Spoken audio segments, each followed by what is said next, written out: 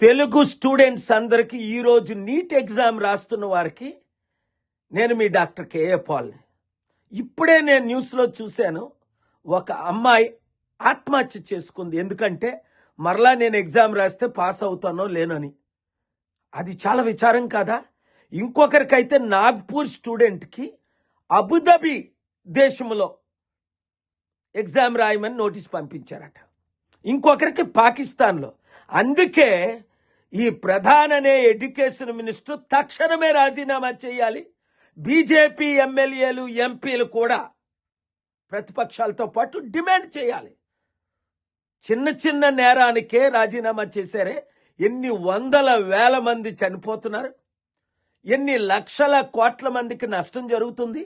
ప్రధాని తప్ప ఇంకోటి లేడా దేశాన్ని ఎడ్యుకేషన్ ఉద్ధరించడానికి? ఇప్పటికి చేసింది చాలు. పిల్లలారా, సూసైడ్లు చేసుకోకండి, తల్లిదండ్రులకు బాధ ఇవ్వకండి, బంధువులకి, ప్రియులకి, మిత్రులకి. దేవుడు మీకు న్యాయం చేస్తాడు, నేను మీకు న్యాయం చేస్తాను. కలిసి మనం పనిచేద్దాం.